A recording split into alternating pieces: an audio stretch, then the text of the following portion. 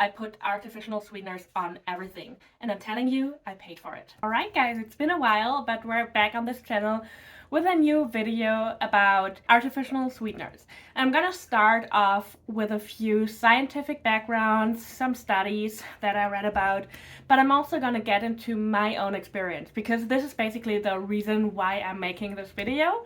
But we're gonna get to that later. Let's start. So as you guys know, I'm not a fan of generalizing food groups, and I'm not gonna say that consuming artificial sweeteners here and there is a very bad thing in general. Actually, here's an overview of how much packages of artificial sweeteners you would have to consume in a day for it to have a bad impact on your body. Of course, everybody is different, keep that in mind, but you have to do it in moderation, as with everything, right? But there's definitely some research on the different kinds of artificial sweeteners. And as you also know, I'm not a fan of animal testing or studies with animals, but there have been some tests on rats because, and that's the funny thing, there haven't been enough research on the impact of artificial sweeteners on the human body. And yet we have it in literally more than 6,000 products in the US alone. So that being said, let's dive into some of the science we're going to talk about today. It's widely known that consuming artificial sweeteners actually does something to your taste buds. You will get less and less sensitive to it over time. And I know that very well because when I was in the depth of my eating disorders, artificial sweeteners was actually everything I would consume. And I prepared something for you guys. So in Germany, liquid artificial sweetener is a big thing. Of course, we don't have it here in the US, but I have a bottle here showing the amount of artificial sweetener that's in one of those bottles. It's about this size, just 16 ounces. I would go through at least 2 of those bottles a week. But I would also use those little tablets. I would also use powdered artificial sweeteners. And then, of course, lots and lots of Diet Coke. So you can see my consumption of artificial sweeteners was very, very high. I also used those low-calorie products like sauces and stuff. So there was also artificial sweeteners in it. And I know a lot of people with eating disorders or who struggle with balanced eating who actually consume a lot of Diet Coke and all those products that basically have a lot of artificial sweeteners in it. Aspartame, Sucralose, and all of those other sweeteners have a big impact on your hormones, on your gut health, on your body overall, on your organs, and also on your cortisol levels. As you can see in this study, the ACTH gets higher by the consumption of artificial sweeteners, which over time has an impact on the body, such as everything else that actually hires your cortisol levels, which is basically your stress hormone. Because it's so easy to get used to artificial sweeteners, they actually have some kind of addictive path to them. So for me, I felt like I couldn't live without them because when I would allow myself to eat something, it would always have artificial sweeteners in them because they had literally 0 calories, and that was everything I wanted, right? I knew that it was not great for my body, but all I wanted was just to have some kind of food that basically didn't have calories, which of course doesn't exist, but it was my disordered mind, and so I put artificial sweeteners on everything. And I'm telling you, I paid for it. So today, with all those researches, we know that if you consume artificial sweeteners over a prolonged time, which means more than a couple of months, and on a day-to-day basis, they can actually have a big impact on your body. They can change your gut microbiota, which leads to several gut issues. And as you know, everyone's talking about gut issues all the time. So this is something we already struggle with. So why do we put something in our bodies that actually makes it worse? They can also lead to neurological issues, which I actually experienced. They can be very addictive, as I mentioned before.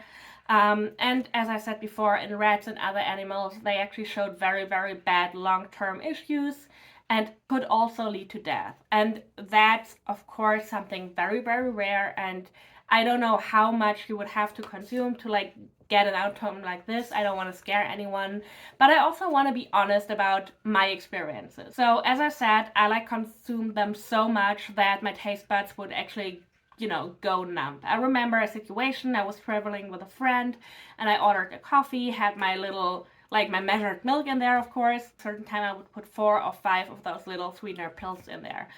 And I remember how she asked me if she could have a sip.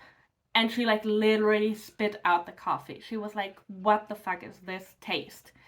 And when I drink coffee now, which I do not do so often anymore, but when I drink coffee, I never put sweetener in there. Like, I also am not like a big putting sugar in my coffee person, but I just like it the way it tastes. I remember I tried once, just for shits and giggles, as my boyfriend would say, and I couldn't drink it. When I was still working at the coffee shop I worked before, I would make myself like a latte, put some sweetener in there just to try it, and I had to throw the whole thing away because my body was like, we're not gonna do this shit anymore.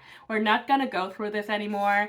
And yeah, just to like sum up what my experiences with like a very high consumption of artificial sweeteners was, I actually had headaches on a day-to-day basis. And of course it was like hard to tell where they came from, because if you like undereat, your body is like constantly under stress, so that leads to headaches as well.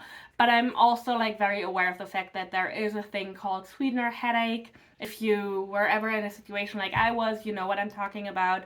And the sweetener headache is kind of like actually like a migraine feeling, and it like knocks you out completely.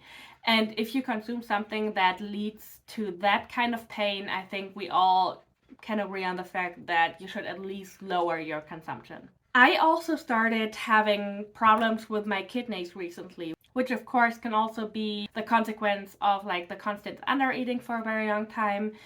But I did my research, I did some blood tests already, and I'm gonna do more soon. There is a high chance that the consumption of artificial sweeteners really fucked with my organs. And the good news is that this is reversible. So with like a healthy lifestyle, no undereating, taking care of my body, I'm pretty sure that I can like get on track with it again. But I definitely had some problems with that. And I also struggled with a lot of gut issues. 2 times in my life I had like long-term gastritis. The first time when I like started to starve myself or like to undereat. And the second time was actually after years and years of consuming artificial sweeteners. And the consumption of the artificial sweeteners changed my gut biome like so much that I had like stomach pain every day. I had like issues, like some days I couldn't even stand up. Like it was not fun. And this is something, again, like I can't say for 100% that it's just the artificial sweeteners, or maybe it was a combination of everything. But I also like know my body, and when I now consume artificial sweeteners from time to time, because they are just like in a lot of products we're not even aware of, or like I gotta be honest, like sometimes I grab a protein bar because I'm taking care of my protein intake, and if I feel like I didn't have enough protein today, I'm gonna do that. But I would say in 5 out of 10 times my body still reacts in a way where it's like I should not like consume it too often, because I really get very bad stomach aches. So in conclusion, I just want to wrap it up a little bit. Again, consuming products with artificial sweeteners here and there is not a bad thing. It won't kill you, and it probably won't have a bad impact on your body. If you consume it too often, you will probably feel some changes in your body. You will probably struggle with headaches, with gut issues, and other things. But I think the main questions we have to ask ourselves is, why do we consume them so much? Because as I said before, for me, it was like very clear. I had a very disordered relation to eating, to food, to movement, and to my body. And so I basically just wanted to avoid calories, but wanted to have like some sort of sweet taste. So if you find yourself in a situation where you have a very high consumption of those products, where you like, for instance, can't live without your Diet Coke every day, or, you know, all that kind of things, oftentimes it's actually because we restrict or we like forbid ourselves certain things. You know how healthified the whole word is, how we're all trying to like not consume sugar. And so some people actually, you know, grab a Diet Coke instead. But just because of my experience and of the work I'm currently doing to like work towards a nutritional degree and like to become a recovery coach, and also the research I've done when writing my books, I honestly think that consuming sugar here and there is way healthier than having the urge to drink Diet Coke just to have something sweet, because you don't let yourself having like something sweet. So as always, everything in moderation. And yeah, I really hope you like this kind of video. Let me know if you want more of this content or if you have any other questions as to sweeteners or another topic. I'm really happy to make more videos coming up soon, guys. I really appreciate the support on this channel. I know it's still super small, but we got it to 60 followers now from basically 0 in like 1 month. So we're gonna keep this thing going, and I really hope you guys enjoy my videos, and I will see you in the next one.